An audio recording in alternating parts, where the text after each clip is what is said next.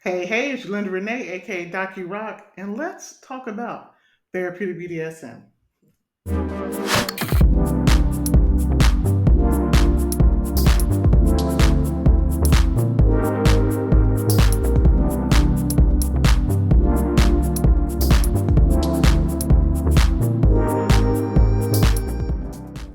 Now, before we talk about what therapeutic BDSM is, isn't, and what's the goal, we first have to take a little trip down memory lane. But before we do that, who the hell am I? Hey, y'all, I am Yulinda Renee Rahman, aka Doc Yu Roc. I am a doctor of clinical sexology. I am a licensed clinical professional counselor. I'm a board certified sex therapist, kink conscious sex therapist. We'll talk more about that later. I am also a licensed educator. I am a certified divorce mediator and relationship negotiator. I have also got a certification in life coaching. I think that's about it. It might be some more stuff in there too. I am licensed to be a principal for a high school. I was a guidance counselor for a high school for 8 years. I was department chair for the last couple of those years. But that's who I am. And why am I sharing all of this? Why is this important? Mainly, what it shows is that I have a lot of research and clinical experience, but not so much do I have experience on the ground and in these streets. Now, what do I mean by that? Meaning, when I say these streets, I'm talking about in the kink community. I don't have as much lived experience out here in the community. Although I have some personal experiences and I've done my own thing, I want to take the time to honor and acknowledge the people who have been doing this work for years, right? I want to honor the people who, although they might not be coming from academia, they might not be coming from the clinical space, they've been creating experiences for people that, although not therapy, has been therapeutic, cathartic, and for some folks, healing. I just want to make sure that I acknowledge the people who've been out here doing this thing before I even came onto the scene, right? My goal is to bridge the mental health field with the kink community field and the work that they've been doing for the benefit of clients that might want access to an alternative form of healing. Now, how did all of this come into fruition? So, potential trigger warning because I'm going to talk about SA. I'm going to talk about my own lived experience. So, as a clinician in private practice, about 80 to 90% of all of my clients had some form of SA in their background. Didn't matter if it was male, female, black, white, or something else, young, old, socioeconomic status, gender identity, it didn't matter. This particular issue crossed all of those boundaries, right? And as I was working with these individuals, I felt it was my duty to go back to school because I was thinking about going back to school anyway. I'm one of those, yeah, I collect degrees and certifications like people collect coffee cups, okay? But I wanted to go back and I saw a need, I saw a gap. And so I was looking for a program and I found not a certification, I found a doctoral program in clinical sexology. And I was like, that's pretty cool. And I was looking at their specialties, right? They have a few. They have one in hypnotherapy, one in essay offenders, one in like transgender studies and some other things. And they have one in kink consciousness. And I was like, that sounds interesting. Okay. Especially knowing how hopefully we can say sex on here. I don't know. I don't know if this is gonna get taken off or not. This is my first video.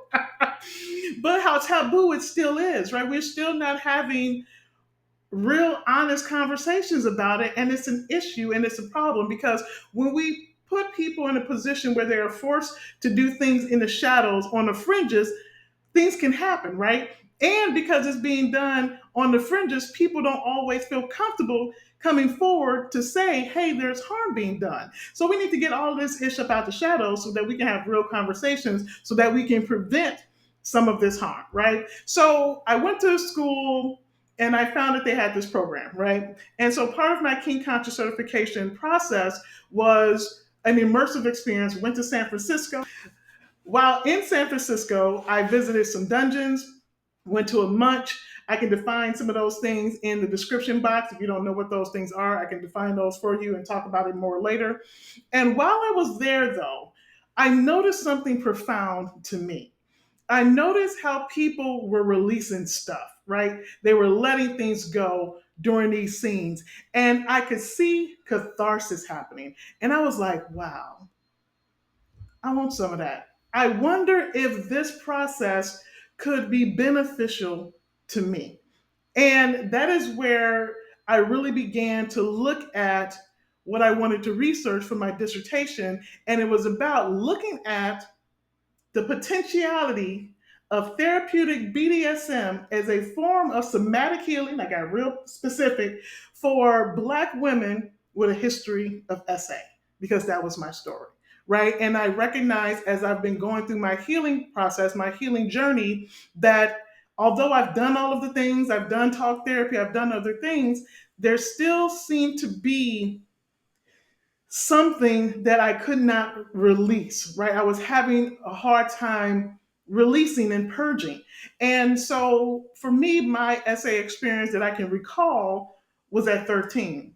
With that being said, there's some evidence that it happened a lot earlier, right?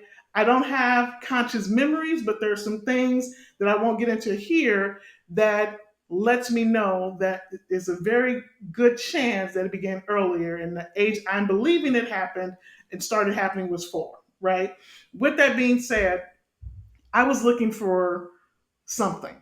I was looking for something that could help me release this stored trauma in my body that was impacting my relationship to food, right? I've also done a workshop about the correlation between SA and eating disorders, right? I think I just touched the mic, but between SA and eating disorders, it also affected my relationship with my body, right? I've had body dysmorphia and I've had this hate relationship with my body because of my lived experience.